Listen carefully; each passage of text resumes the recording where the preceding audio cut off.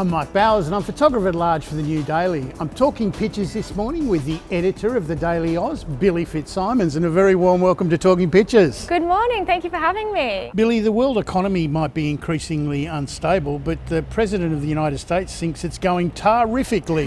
See what you did there. Billi, lovely Matt Golding cartoon here. Please cough up. Please cough up.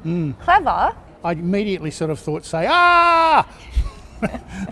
Lovely Peter Bromman, Billi. He's picked up on the old Abbott line suppositories of all wisdom, hasn't he?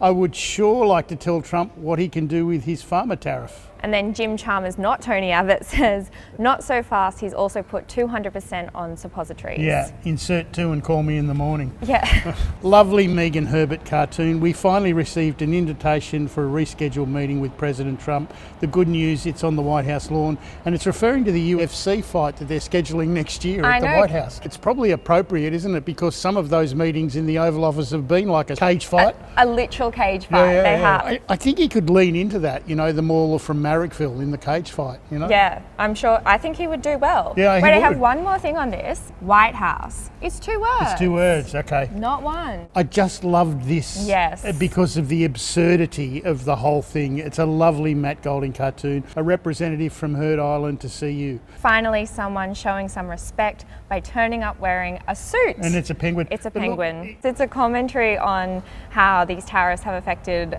literally all jurisdictions, even the ones that don't have populations. Even the penguins on Heard Island. Billi, the RBA decided that a rate cut wasn't in the national interest. Yeah, I think it was something like 90% of economists had predicted that there would be a rate cut, but there wasn't in the end. Lovely David Rowe here, Billi. It's Jim as Julius Caesar. I like here how they have the percentages as kind of daggers to the back. Yeah, it's to RBA. What was interesting this week was that it was the first time that they had actually released the split. The actual split. And I think it's about the transparency of it. Yeah, fascinating.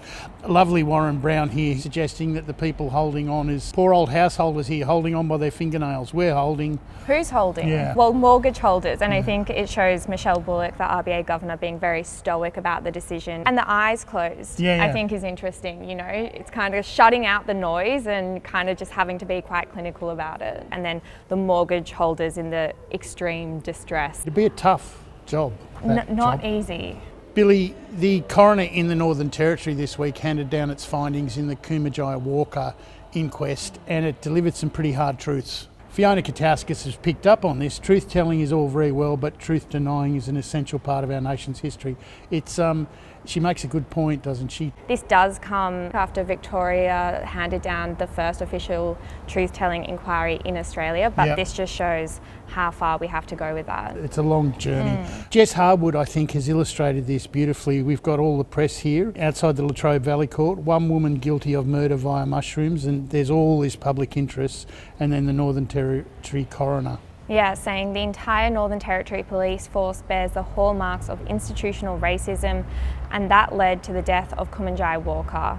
I think this couldn't paint a more accurate picture. They don't even have one journalist here, and obviously that's hyperbolic, but I think it really does paint an accurate picture of the level or the disparity in the level of media attention that was on one and not the other. Yeah, it's a hard-hitting cartoon, that one. Donald Trump's presidency may not be peaceful, but he's still hoping to nab the Nobel Prize. He really does. Do you think it's just because Obama got it back a few years Probably. back? He's always comparing himself to... Yes. Matt Bissett Johnson has drawn this. It's I think these must be Bunkum bluster bombs. It's got Peace Prize written all over it. It's sort of fighting for peace, Billi. It's a weird concept. Bombs and peace aren't usually two things that you'd put together. Which Matt Golding has picked up on here. If truth is the first casualty of war, the second must be credulity.